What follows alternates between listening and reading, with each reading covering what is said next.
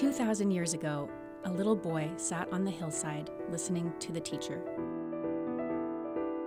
As the day wore on, the teacher asked his followers to find food for those who had come to listen.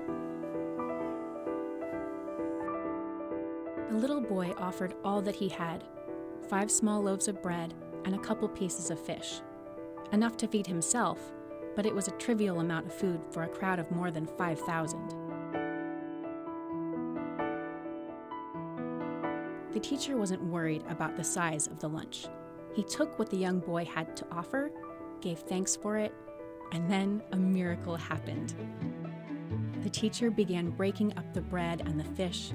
The crowd ate and was filled up by the food.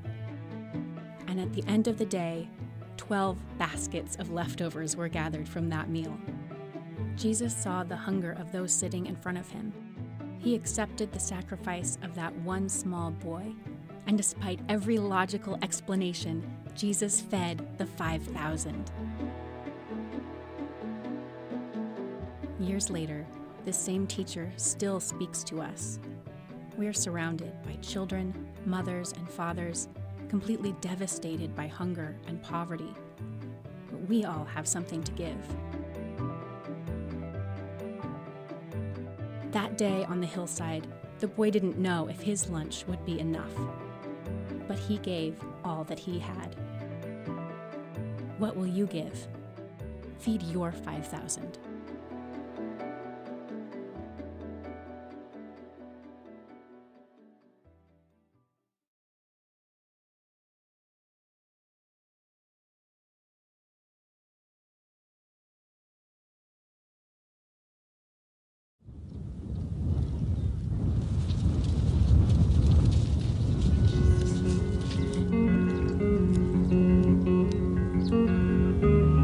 Sunana Salisu. Mun da Rashida muna awa biyu ga hanya ka mu kai likita. In gwata ina jin nauyi kuma ina jin wata. Ina jin wata ta waya. Salisu lives in Niger, West Africa. What really strikes me is the way he looks after his little sister, Rashida. He just loves her more than anything in the world.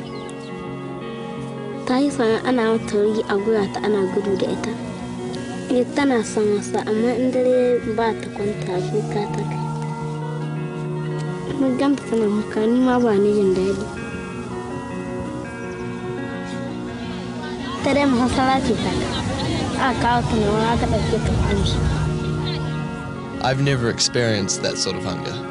In Niger, 1/4 of all children die before they reach 5. If hunger doesn't kill them, we call it malnutrition, and it can damage kids for life.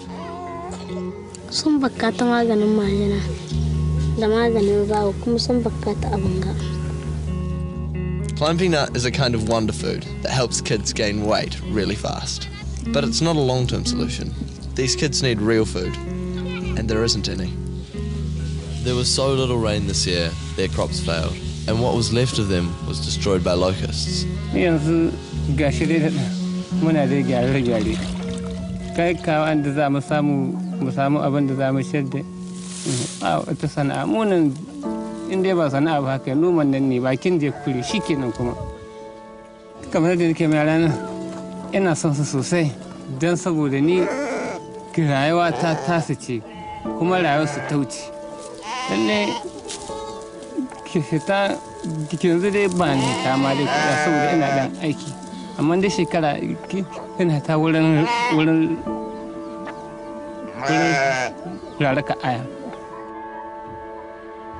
Without his dad, Salisu has even more responsibility.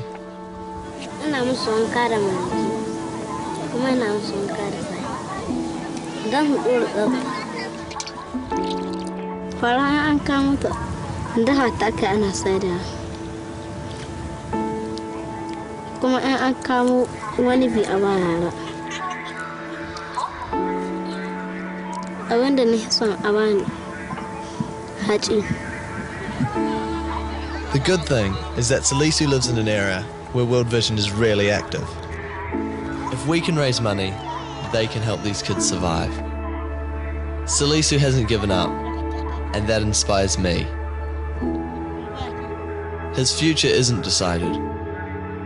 We can do something.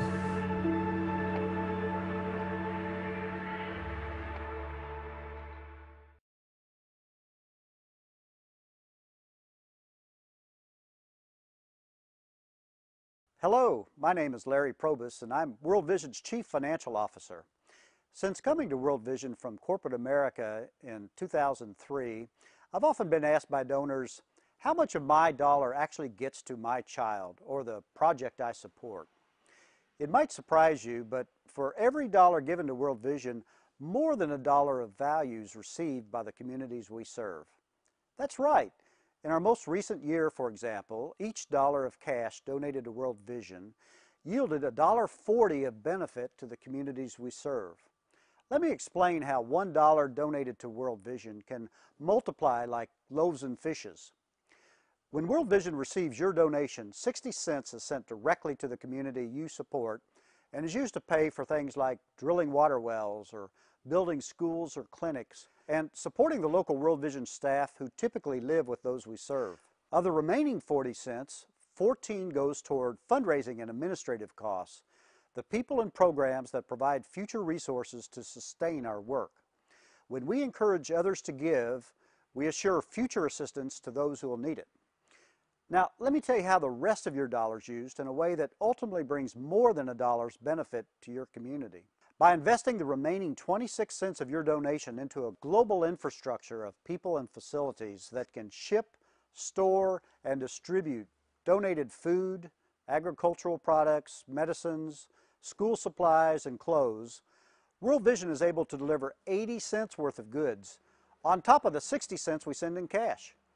To say it another way, even after subtracting for fundraising costs, each dollar in cash donated to World Vision results in $1.40 of value delivered to the local communities we serve.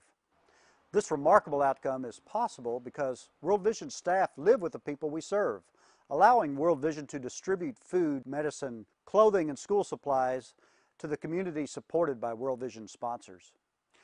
World Vision believes strongly that your donated dollar is a sacred trust on behalf of the poor. That's why World Vision continually strives to become more effective and efficient, leveraging your dollar so that the children we serve together can enjoy life in all its fullness.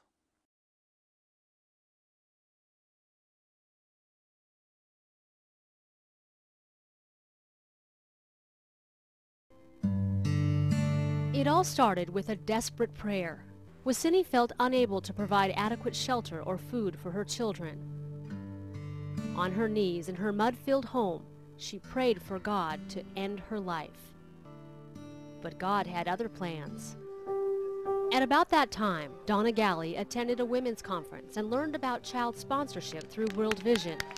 She heard how her monthly gift could provide a child somewhere in the world with clean water, nutritious food, health care, education, and spiritual nurture.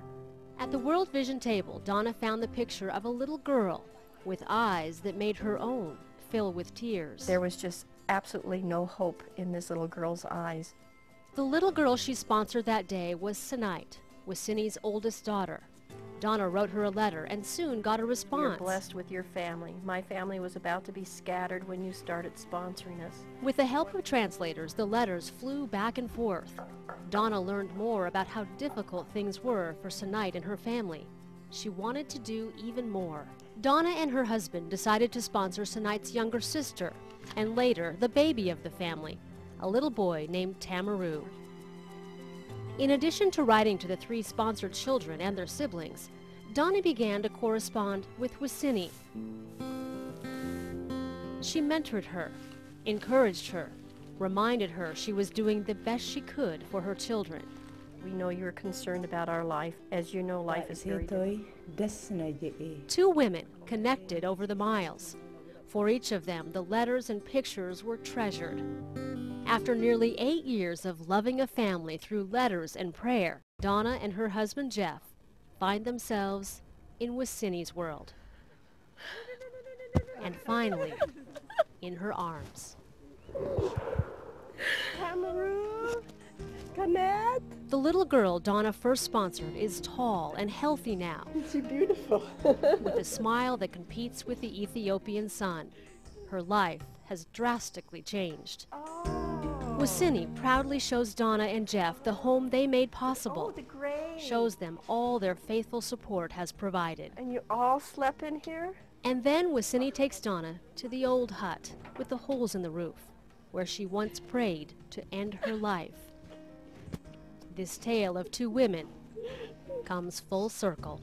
To think it all started far away from this hut with one woman who decided to make a difference for one little girl with no hope in her eyes. What a difference that decision made for that girl. What a difference for two families who will never be the same. Imagine what a difference you could make when you choose to sponsor a child.